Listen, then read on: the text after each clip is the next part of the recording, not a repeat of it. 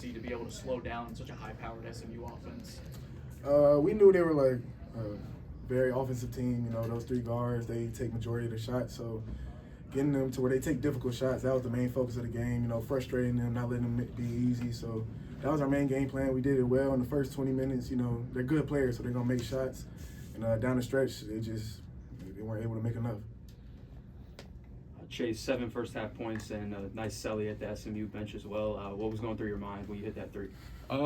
Just a lot of relief, especially I've been struggling lately.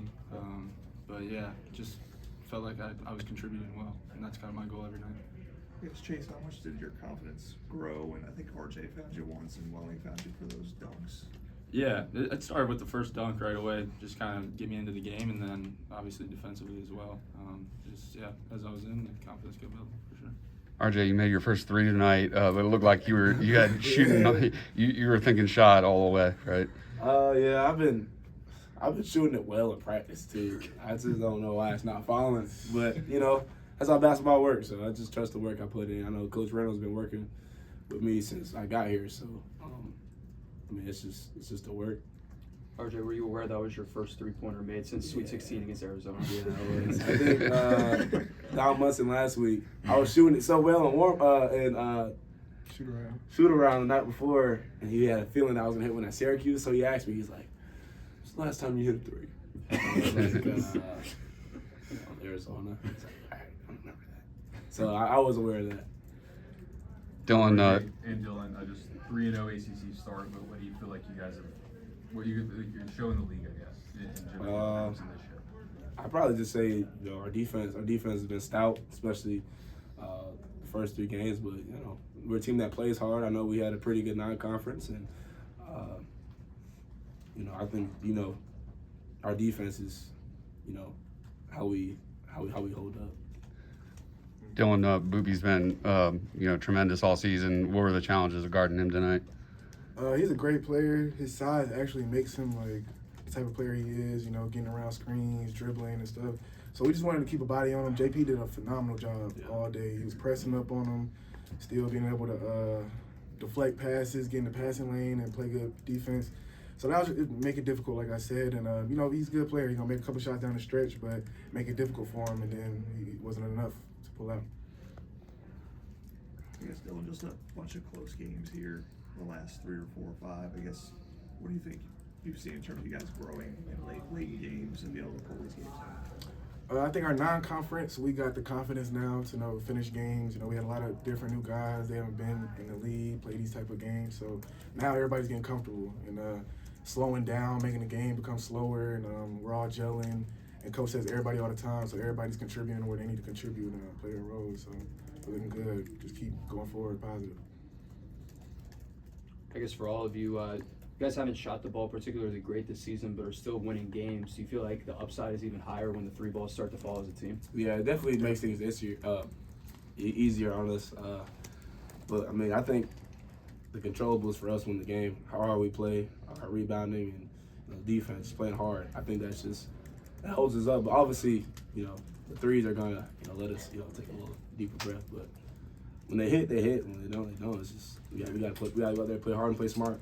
Yeah, I would say we're really not focused. That's the main thing. Like basketball, you're gonna miss and make shots. It's 50-50 all the time. So we're not focused on the misses. We get stops, and then you're gonna get other opportunities to get stops. So just continue with that. I guess on that note, Butta hit 3 huge three-pointers tonight. It seems like he's just supremely confident. Oh yeah, for sure. Butta J, man, we tell him let it fly. So we just give him the confidence in practice. I always tell him, I say every time I tell him in practice, I say when I pass you the ball, shoot it, bro. I don't want you to you can shoot it or drive, do something with it. But I love when he shoots the ball and he comes in with his confidence, and we just know Butta's gonna play his game. Dylan, 34 minutes tonight, primary POA defender on defense, and then just bring the ball up the floor on offense. Do you pride yourself on being a two-way player, and does that identity translate to the rest of the team, you feel like? Oh yeah, definitely. It starts with me. You know, I'm kind of like the head of the snake, the leader. So when I have to contribute on defense, it just get everybody else routed up, and I got to get everybody else to my level. So I can't be lacking on certain plays, or I just got to be a leader in all facets of the game.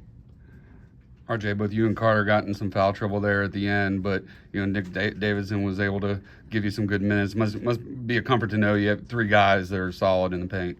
Yeah, Nick had an awesome week of defensive practice, especially just and he had an awesome night on Yukatolu too. He fought down there hard. He probably guarded him the best out of all three of us. But Nick is an awesome player. He affects winning at a high level, and he made the game so much easier tonight for us. So props to Nick. Chase, you tied a season high. What kind of gave you the confidence in the first half to kind of boost the team? Yeah, I met with Coach Brownell after the Pitt game. He just kind of told me to be me. They brought me here for a reason, all the way from Minnesota. So, just go out there and be myself. Yeah. For all three of you guys, students back in town, what was the atmosphere like out there? It was It was amazing. awesome. Yeah, we love it. I like the people who sit on the far end they dress up as the bananas. Yeah, And they were chirping. And there was one guy on our end. He was making some funny jokes. Yes, yeah. I'm not gonna say what he said, but he was making some funny we love jokes. the Grit Pit. We love all y'all, man. Keep supporting. Yep. Chase, does this feel like tropical weather for you in January? Yeah, definitely. Especially going home for Christmas. Everybody was saying it was a heat wave. It was 30 degrees. The week before I was there, it was like -9. So, but yeah, no, it's super nice to go home, and then obviously down here, don't have to wear the winter coat. I guess RJ, I think you're shooting like 70% from the field on the season. What do you attribute that efficiency to? I think just the work. I think we have a good staff, and I work out with Carlos Dotson, who's GA for us now, and Coach Bender. He's a grinder. He grinds you. So he just helps a lot. I think the work is just a testament to that percentage, I guess. But I don't pay attention to the numbers. In what ways do you think you're a different player offensively than maybe you were even like 2 years ago? I think it just comes with experience, just playing a lot of games. You kind of figure out how to get to your sweet spots and how to affect the game at a high level too. It's just experience too. If I knew what I knew my sophomore year or my freshman year, I'd be way better. But it's just with time and trial and error. So.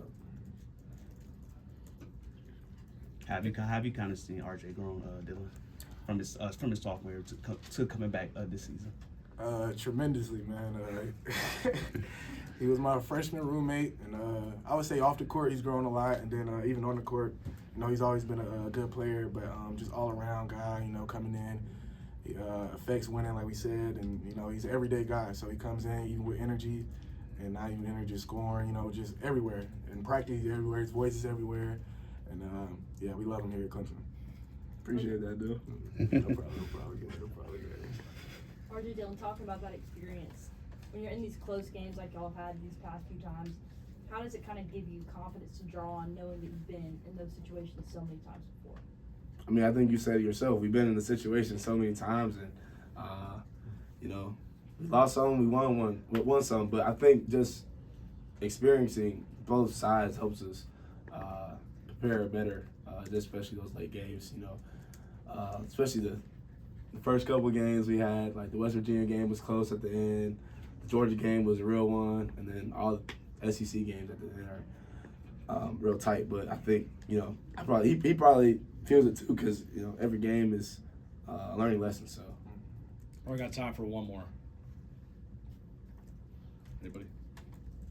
All right. Thanks, guys. Congrats. Thank you.